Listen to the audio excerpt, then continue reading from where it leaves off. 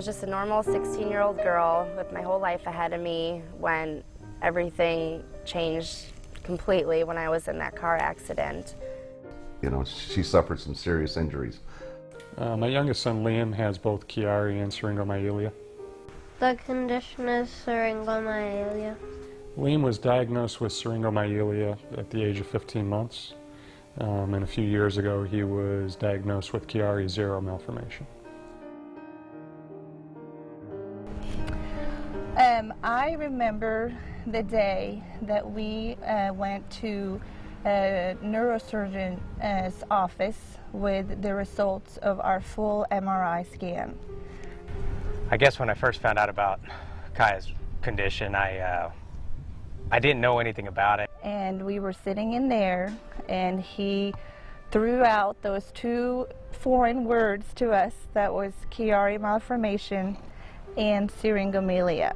A few weeks after, started feeling horrible headaches and a lot of nausea, and that's when I knew something wasn't right. She's not doing anything, bedridden, and then it just goes to madness of trying to find a doctor, and it just took away, I mean, it just went from, you know, a happy teenage life to something that nobody should have to deal with, really. The symptoms that Liam has, they vary from day to day. They vary from year to year. I think that not only does he have the damage in his spinal cord as he's growing as a child, the damage is hitting different parts of new nerves and it's forming new damage as time goes on. Obviously one of the symptoms that he suffers from is muscle weakness, fatigue. I mentioned the cognitive problems he has that are caused by some of the medication, we think. So he misses a lot of school.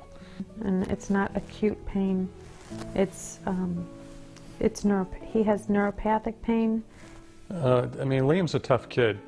He's one of those people that he doesn't want to let people see his weakness or see him in pain. So when he's out in front of people, again, you see a kid who's running around and usually in a pretty good mood.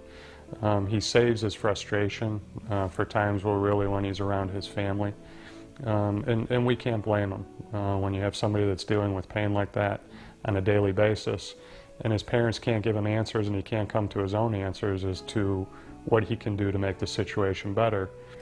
Well, Kaya was our first child, so of course you devote all of your time and energy to understanding how to care for a newborn and a baby. She was always a little different, I felt. She's very sensitive to a lot of things, is light. She seemed to be in a lot of pain in different situations that we couldn't explain why. And a lot of crying and things that actually my husband and I, we couldn't console her in any way. So we decided that we definitely should have surgery, or I should definitely have surgery.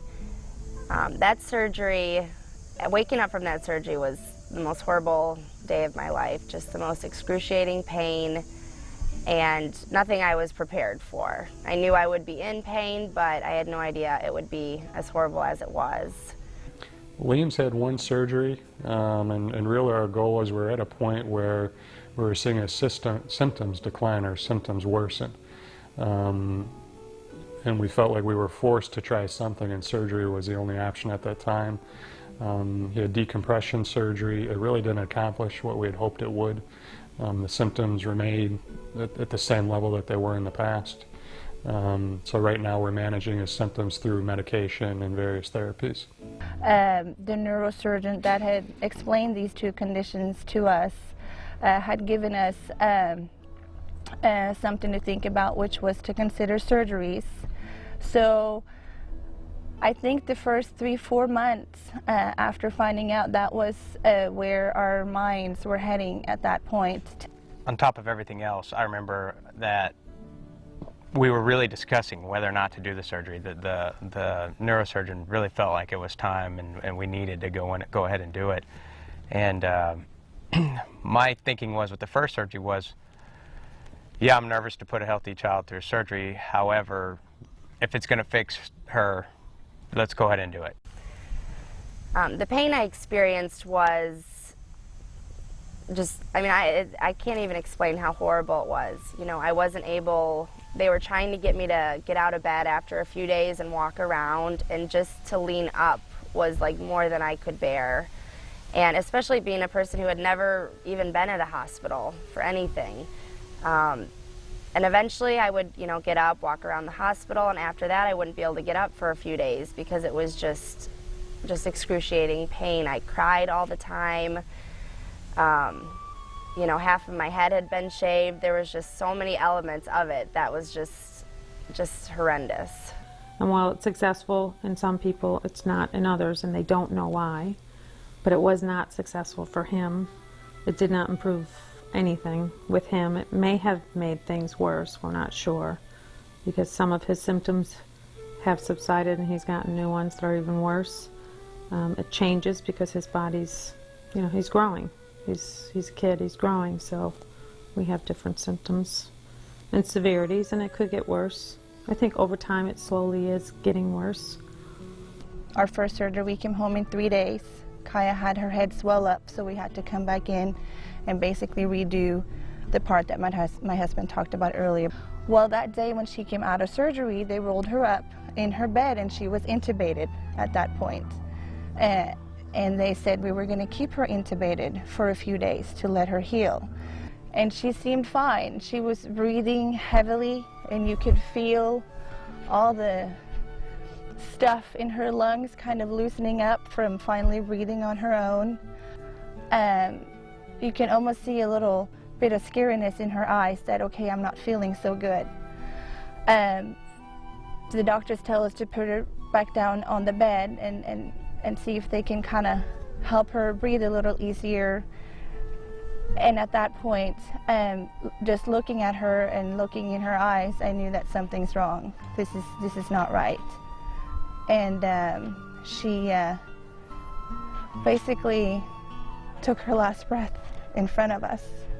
You know, and when we went back to New York after she had the decompression, and they tried just a couple more things that possibly might help her, they finally said to us, the only thing we can say is we feel she's a failed Chiari patient. And when I heard that, and Melissa heard that, then we look and say, well, now what do we do?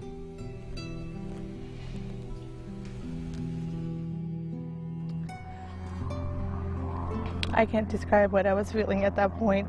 I thought it was over. I thought that my husband and myself had been a part of ending her life. So we've got a 9-year-old who's been suffering since the day he was born, and it's just going to get worse for him. And we can do more surgery,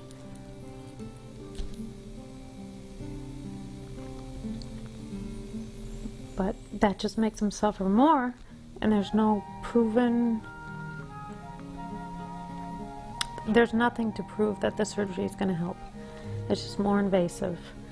You could be causing more problems, you know, and it's still not taking the pain away. You know, they're still suffering, and there's no end in sight, and he's 9, and he has the rest of his life to live like this. Well, I guess one thing now that makes me happy to look at Kaya is that I can see in her eyes that she's happy. As of before, she tried to be happy, and she tried to be a good girl, and she tried so hard to get through the day, but she couldn't. But now she can.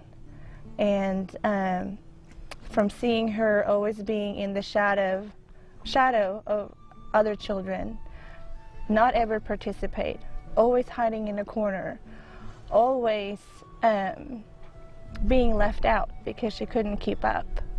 And now just the joy that she has because I can actually go out and play too. And I can do it just as I can also climb, and I can also slide, and I can ride my bicycle. And that's very exciting. I'm very happy. If you take a look at Chiari and Syringomyelia, they're very, very obscure disorders, and that's one of the things we consistently need to teach people about what these disorders are. And in our own experience, every new doctor that we go to see that isn't a neurologist or a neurosurgeon, we need to give them a Chiari Syringomyelia 101. It's curious to me that there are other disorders and organizations out there who are raising hundreds of millions of dollars for these disorders that afflict a fraction of the people who are afflicted with Chiari and Syringomyelia. I feel like if people got involved and people contributed or did what they needed to do, that they could spread awareness and other families wouldn't have to go through what my wife and myself and my daughter Kaya had to go through. We have to find a cure. We have to find a way to stop these kids like Kaya from being in pain and going through this. And I don't want to see other people have to go through the same pain and suffering that she did, because we don't know enough about it. And I think that's the most frustrating thing. And there's so many people out there that have it probably right now and don't know.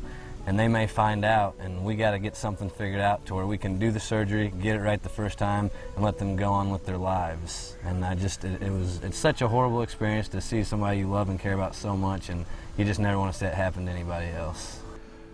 We don't want other families to go through what we've gone through. We don't want Melissa's unborn child to go through life as she has. When her child is born, quite possibly with the same condition she has, we want treatment available for that child. We want a cure available for that child. For myself, I'm almost 50 years old. I know that research is going to take a long time, and finding a cure is something that's going to have to be done over many, many years by many, many doctors, which is why we need the funding for research. I'm looking for short term. I'd love to see some pain remedies, some pain management that would help me. But ultimately, I'm basically doing this for the kids. If I had one wish, it would probably be to find a cure for Syringomyelia and Chiari.